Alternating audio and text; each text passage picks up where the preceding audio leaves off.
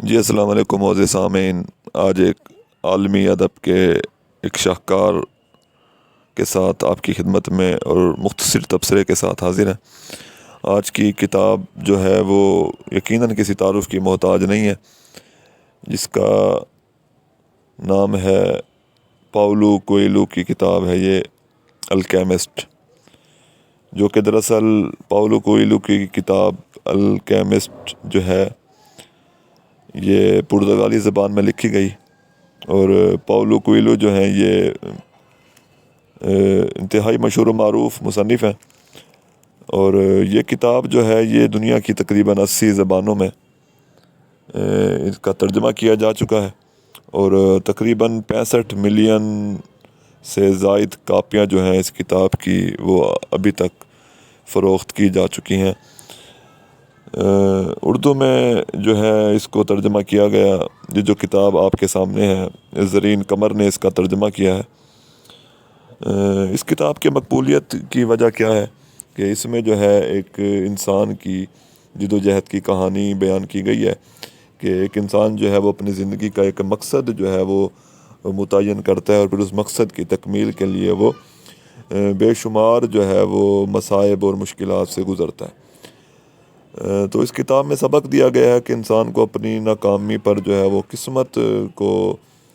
دوش دینے کی بجائے اپنے آپ کو جو ہے وہ سدھارنا چاہیے، اور اس میں ایک گڈریے کی کہانی بیان کی گئی ہے جو کہ زندگی سے اکتا چکا تھا، زندگی کی یکسانیت سے، زندگی کے ایک ہی طرح کے شب و روز سے اکتا جاتا ہے، اور پھر وہ سفر پہ نکلتا ہے، اور اس کو معلوم ہوتا ہے کہ مصر کے صحراؤں میں جو ہے وہ ایک عظیم خزانہ دفن ہے، تو وہ اپنے وطن اسپین سے نکلتا ہے اور سفر کرتا کرتا خزانے کی تلاش میں وہ مصر کے صحراؤں میں پہنچتا ہے، اور اس سفر کے دوران اس کو بے شمار بار محنت سے گزرنا پڑتا ہے، محنت کرتا ہے، مشکلات سے گزرنا پڑتا ہے، نقصان سے گزرنا پڑتا ہے۔ اس گڈریے کا نام سینتیاگو ہے۔ یہ کہانی دراصل انسان کو جو ہے وہ اپنے خوابوں کی تکمیل کرنے کی طرف جو ہے وہ راغب کرتی ہے کہ جو انسان خواب دیکھ لے پھر اس کو مکمل کرنے کے لیے اس کو جد و جہد کرنی چاہیے، اس کو محنت کرنی چاہیے، اپنے دل کی آواز سننی چاہیے، اور اپنے دل کی آواز پہ لبیک کہتے ہوئے اسے مشکل مقامات سے گزرنا چاہیے، گھبراہٹ کا شکار نہیں ہونا چاہیے، مشکلات پر، ناکامی پر جو ہے وہ صبر کر کے نئے سرے سے کوشش کرنی چاہیے۔ تو یہ کہانی دراصل انسان کو اپنی پہچان کراتی ہے، اور اس کو مشکلات میں جو ہے وہ استقامت سے اور صبر سے جو ہے وہ گزرنے کی تلقین کرتی ہے۔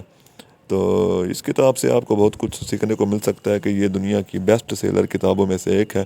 کہ یہ جب کتاب چھپتی ہے تو یہ فوراً ہی بک سٹور سے غائب ہو جاتی ہے۔ تو کتاب پسند آئی ہو تو